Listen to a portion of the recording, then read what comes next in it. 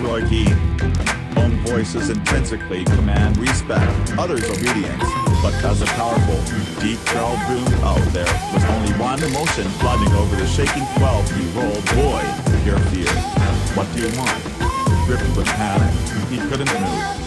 The eerie shadow loomed ever larger behind the frosted glass in almost comical proportions until it was too late to escape whatever wrath waited to be unleashed. The door was flung open, and the face behind the terror appeared. Teresa, it's just that kid you told me about.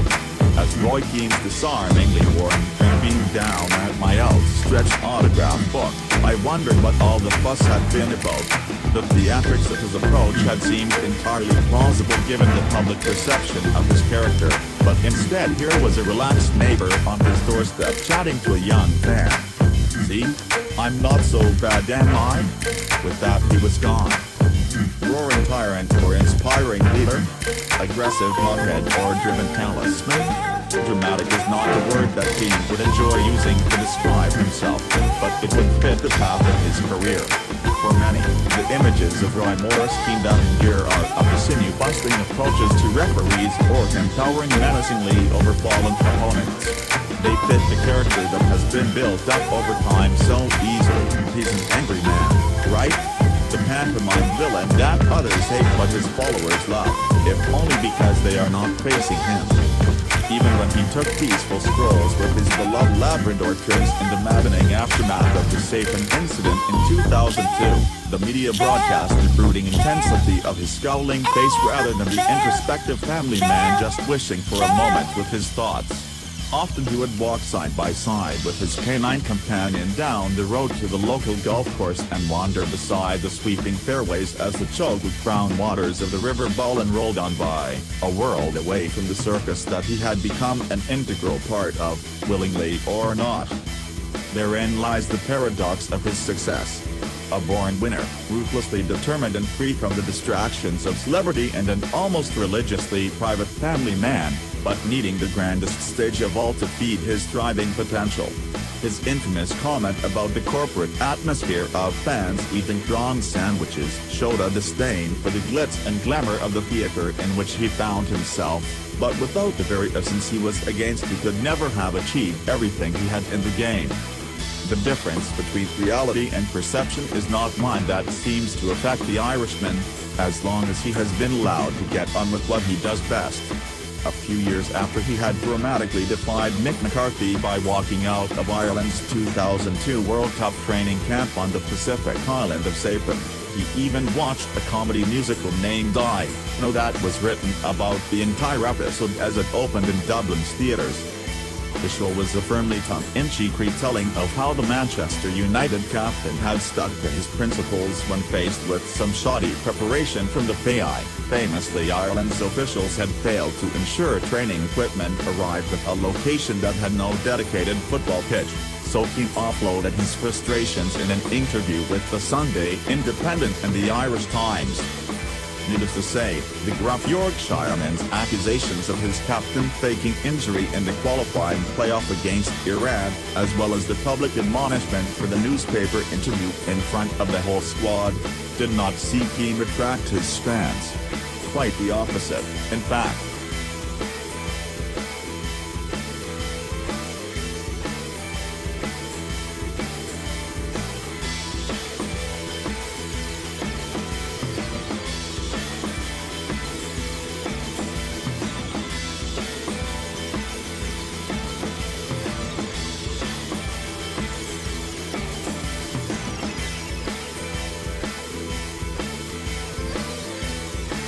You're a liar, you're a fucking banker.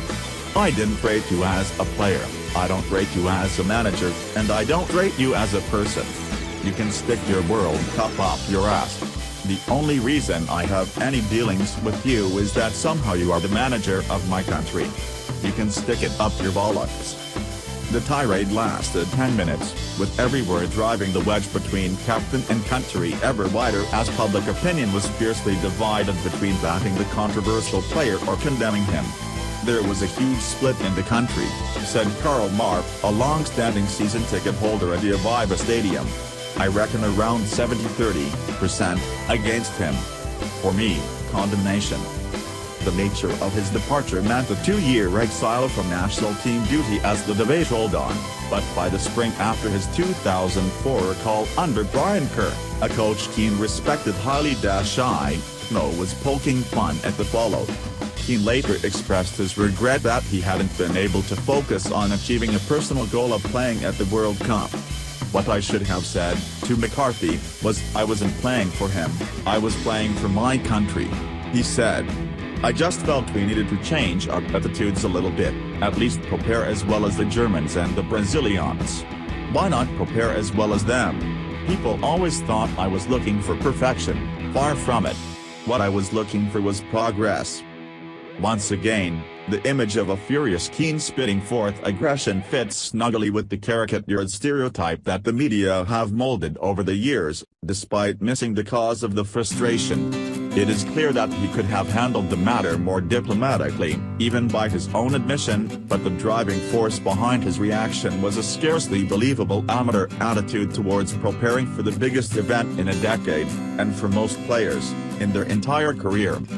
Germany's FA even went as far as to build their entire training complex in Brazil in 2014 to ensure their players had precisely what they needed, but here was a nation's squad on a remote island with 2 golf courses, 2 country clubs, but no actual football-specific facilities. Players complained of the horrendous surface which threatened to sprain ankles at every turn, with Lee Carsley and Steve Finnan both suffering injuries from the rock-hard surface. But worst of all, a FIFA liaison officer told Keane even that could have been avoided. We could have watered it if anyone had told us you were coming down. This debacle was not the first time Keane was incensed by poor attitudes and careless planning. Before a Euro '96 qualifier against Austria, manager Jack Charlton, still basking in the glow of a hugely successful World Cup campaign in the United States, took the squad to Harry Ramsden's restaurant to attempt the challenge of eating a foot-long battered haddock with chips and dessert. I was ashamed at the way we went about preparing for games, Keane wrote in his autobiography. Some of the lads reported that their legs went 20 minutes from the end, fought, but they'd passed Harry's challenge. When some observers suggest he could have learned to taper his anger in his role as a very public and influential figure, they ought to remember how he became a powerful man and player in the first place. This was the teenager from Cork who was initially rejected by English clubs, but would not sit down and shrug his shoulders. Giving up was worse than any foul-mouthed ran in his eyes. Only by setting himself standards did he raise himself high enough to become the driving force behind the greatest club side in England or earn the respect of the 2 most uncompromising managers of all time. Titanic battles between the Irishman and his archenemy Patrick Vieira, and by proxy between Manchester United and Arsenal, characterized the late 1990s. In a face-to-face encounter broadcast by ITV a few years ago, Keane stared deep into the Senegal-born giant's eyes as they reminisced over their era on the pitch. "It was almost my job to keep you down there," Keane said to Vieira. "It was an important role for me that I didn't feel you were going to get the edge on me. I needed to dominate even the players at Man United. I think if I let you beat me in these rivalries in the middle of the park it would have cost me long-term." Their last ever league clash in 2005 epitomized the depths to which the battle was as much a mental struggle as a physical or tactical one. On his way back from the dressing room to collect his forgotten captain's armband, Keane overheard Vieira threaten Gary Neville with a direct confrontation if he went near Robert Byers, and his switch flipped. "We'll see you out there," he snarled, fingers jabbing in the Frenchman's direction.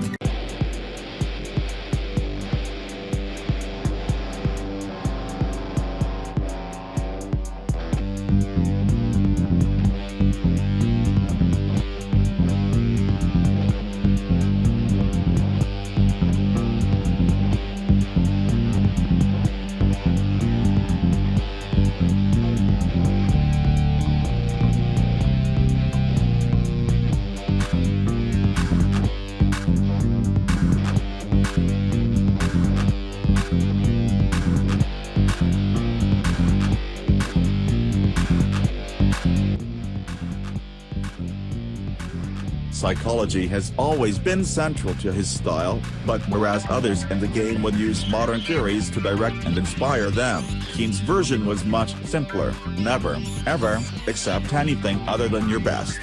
Although the Glen Hadley school of faith healing was certainly not his bag, straight-talking, logical dialogue was. At Manchester United he would enjoy conversations, not always specifically about football, with sports psychologist Bill Beswick, who he later brought into the set-up at Sunderland when he made his managerial debut in the North East. Beswick's approach was simple, and it married Keane's outlook on the professional game. What we have to realize about high-level sport is that it's a mental and emotional challenge, the basketball coach turned sports psychologist said during an in-house interview for FC20 a few years ago. A player's behavior on a field is driven by their thinking, their attitude. Words like these were music to Keane's ears. He would approach Beswick for advice about how to manage his own behavior on the pitch, and instead of a highly technical or philosophical response, he would say, "Your first job is to stay on the pitch for 90 minutes." That focus on attitude meant his reaction to a physical encounter early in his career demonstrated his honest approach to self-assessment. While playing for Nottingham Forest, a sloppy back pass from Keane led to a Crystal Palace equaliser in a 1991 FA Cup tie, which infuriated Brian Clough so much he punched a young midfielder in the face. Nearly 2 decades later, Keane reflected on his former manager's attack. "He was dead right, absolutely. It was the best thing he ever did for me. It's good to get angry. It's an emotion and it's part of the game. If people upset you and you don't get angry, I'd say you're in the wrong game." If emotion is part of football, and few could argue with that statement, one would assume that elation and pride would rank pretty highly on Keane's mind when reflecting on his career as a player, given the sheer volume of trophies and adulation he earned. That would be too simplistic a view, though. There were much darker sides to the mental aspect of the game that Keane battled with. A lot of my preparation would be fear of losing, a fear of letting people down, a fear of letting my neighborhood down, a fear of letting my family down. Fear played a big part of my sporting career. The enjoyment was very, very brief. I'm afraid. Too brief. The attitude towards overcoming negative emotions, as opposed to exulting in the positive ones, was infinitely more central to his way of thinking. However, when he was brought in as assistant to Paul Lambert at Aston Villa, he was told that the squad had a policy of not dwelling on bad results for more than a day. "Obviously Villa were used to it, but I wasn't," he was reported as saying. "At United we had a culture where, if you were beaten on a Saturday, people talk about bouncing back and moving on quickly, but Sunday, Monday, Tuesday, the lads would be fuming, and I loved that."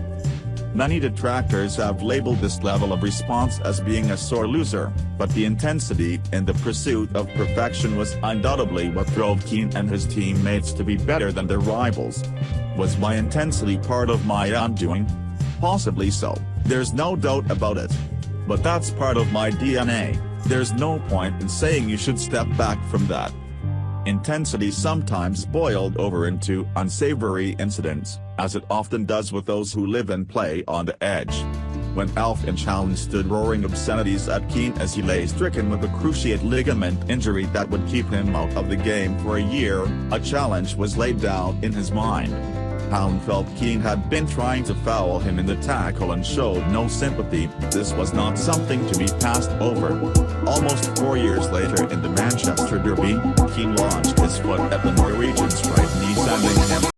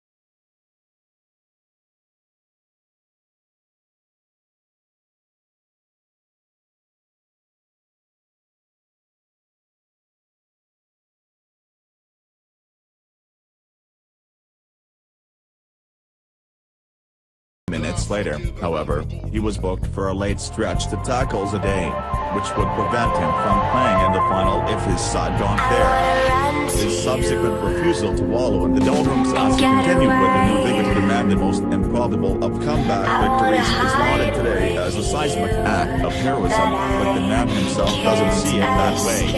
When presented with a quote from Sir Alex Ferguson on the ITV program in which his manager claimed he was honored to be associated with the player after that performance, the response was typically Keane.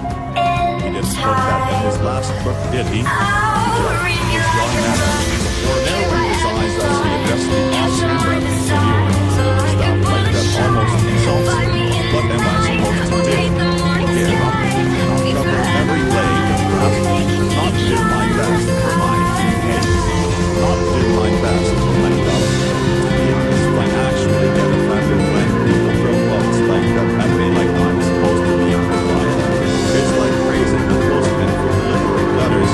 It's his job, and my job is to have his Manchester United.